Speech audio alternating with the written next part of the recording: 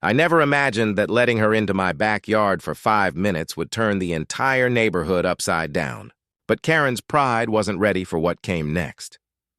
Karen jumped into the pool and immediately began flailing as green streaks of dye spread across her chest, up into her hairline, ghosting over the rim of her sunglasses.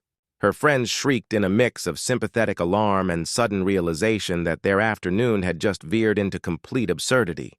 One friend slipped on the wet decking and crashed into a plastic chair, sending a cascade of cups and sunscreen bottles scattering like confetti. Another dove in with a towel, stomping and smacking at her arms, sending a spray of green droplets into every direction. Someone, of course, started recording. In this neighborhood, every suspicious porch light, every casserole, every small drama gets captured, and this was the mother lode. I watched through the camera feed, every pixel time-stamped, feeling a strange mix of satisfaction and ghastly empathy. Seeing someone's skin turn an unnatural color isn't pretty, even when the subject has been behaving like a self-entitled small-town diva. Karen froze for a moment, her mouth open, eyes wide, hands trembling, finally realizing she was in trouble. She screamed, not the shrill cry of a child, but the breathy, righteous howl of someone convinced the universe was personally wronging her. "Oh my God, somebody help me! I'm being poisoned!" she bellowed, waving her phone like a torch, broadcasting live with the skill of someone who had weaponized victimhood for years. Her performance was equal parts panic and PR. She angled the camera to frame herself perfectly, accusing me and at the same time admitting in front of thousands of scrolling viewers that she was trespassing. Neighbors began appearing along fences like birds drawn to the flash of color. Mr. Patel peeked over 2 houses down. Teenagers filmed from porches, giggling, whispering, capturing every absurd second. Jim positioned himself 2 houses away, phone in hand, streaming both for me and recording his own testimony. The gate had been locked. The timestamps were clean. Mason had applied the vial hours earlier, documented it meticulously. Karen's screeching pivoted into rage as she realized the optics were failing her. She shouted threats, lawsuits, revenge, arrests. Every word ricocheted across the yard. Her phone became an altar to her narrative, victimhood at home, targeted by a neighbor. Only she was doing it in my house, in front of my cameras, every step logged by metadata. She checked her phone, then the slow march across the gate, as if the scene were a suburban soap opera. Officer Alvarez from across the street brought a garden hose to rinse off the green, but it clung stubbornly, a reminder that embarrassment has a residue. The faint chemical citrus smell made people wrinkle their noses, the neighborhood equivalent of applause. Comments exploded online. "Karen's going green," one user typed. "Shrek's back," wrote another. Loops and memes circulated. The police arrived 20 minutes after the chaos began. 2 cruisers parked down the block, officers walking up with measured authority. Karen was in full performance mode, alternating tears and righteous outrage. Officer Ruiz, calm and professional, asked for license, registration, and the security footage. We handed over every camera, every timestamp. The officers watched as her narrative unraveled. Gate opened at 11:40. Karen entered at 11:42. Sunscreen applied at 11:44. Green manifestation at 11:47. Her own live stream showed her taking selfies in the pool, oblivious to the evidence she was building against herself. The irony was thick.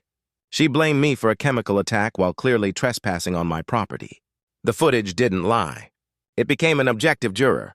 Karen lunged toward me, finger wagging, eyes fierce with fear carved into rage. Officer Ruiz steadied her. "Ma'am, we'll take your statement, but the video shows you entering private property," he said. She sputtered, stewed, threatened lawsuits. As the officers led her away, she kept filming, unable to release control of her narrative. By the time the police left, the neighborhood had absorbed the spectacle. The green on her skin became a visual shorthand for entitlement, arrogance, and social accountability. Memes spread, nicknames appeared, kids chanted Shrek, while soccer balls bounced in nearby driveways. Karen tried to control the story, but every live video, every outburst became evidence. She had weaponized attention, but attention now worked against her. Documentation, timestamps, and witnesses had turned the prank into proof, and the internet became an auxiliary jury. The HOA board, previously defensive, was forced to reckon with public opinion. Emails, warnings, and neighborhood chatter revealed patterns of entitlement and unauthorized access. The story wasn't just a viral spectacle. It was a revelation. Small grievances, petty abuses, and overlooked misbehavior now had a spotlight. Karen's carefully curated image collapsed, and her social and legal accountability began to manifest. Neighbors approached me with confessions, apologies, and solidarity. Jim clapped me on the shoulder. "You did the right thing." Not everyone would have restrained themselves. I nodded, understanding that restraint and reckoning were different virtues. The green on her elbows, on her hairline, on her face was ridiculous, humiliating, but undeniably factual. By the time she was gone, the live feed had done its work. Documentation had spoken louder than her theatrics, and the neighborhood, previously silent, was finally aligned behind truth and accountability. 2 days after the green fiasco, I thought peace had returned, but the universe had one more chapter of Karen chaos ready. Early in the morning, a knock at the door revealed 2 uniformed officers. Officer Ruiz, the same man who had witnessed the pool meltdown, offered a tired half-smile. "Morning, Mr. Harding. We need you at the station." Miss Peaton filed a complaint. I sighed, expecting claims of chemical assault. At the precinct, the detective asked routine questions: what was in the water, where I got it, and if I intended harm.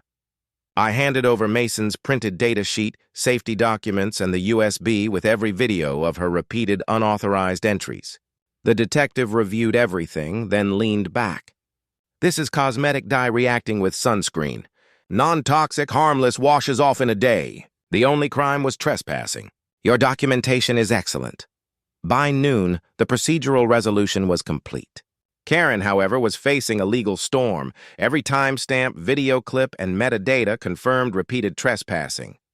HOA emails surfaced, showing ignored warnings from Paul and the board. Formal statements confirmed no harmful substances, no intent, and trespassing verified. Case closed. But the neighborhood buzzed. An emergency HOA meeting revealed something bigger: missing funds, unapproved expenses, and thousands of dollars meant for community improvements that never happened. As treasurer, Karen had quietly approved fake invoices and diverted money for personal gain. The green fiasco had broken her spell. Paul resigned, citing health reasons. The audit revealed $6,000 unaccounted for, fake contractor invoices, and diverted money. The HOA board dissolved pending investigation, and Karen was suspended indefinitely. Police returned, not for the pool incident, but for embezzlement. She protested, ranted, and argued, but the evidence was clear. I watched from my porch with coffee. The green on her skin had faded, but her bitterness remained as she shouted, "You think you won? You think this is over?" I sipped my coffee. "It is for me," I said. HOA signs came down, bulletin boards displayed audit results, and neighbors who once avoided eye contact now waved. Jim joked, "You didn't just stop her from swimming. You drained the swamp." Weeks later, restitution arrived. $8,500 in damages, 12 months probation, a 500-foot restraining order, and restitution to the HOA. Reading the documents, every word felt like justice. Mason called that night. "Still green?" he asked. "Only an envy," I replied. Peace settled. Karen's house went on the market. New owners moved in quietly. Karen occasionally drove past like a ghost, never stopping. Justice had been procedural, methodical, and complete. The pool returned to calm blue. Every weekend I poured a drink, sat on the deck, and watched the fence, once a battlefield, now a boundary. Lessons lingered. Arrogance can unravel reputations, and documenting and enforcing boundaries can change everything. Karen tried to weaponize attention, but it became her undoing.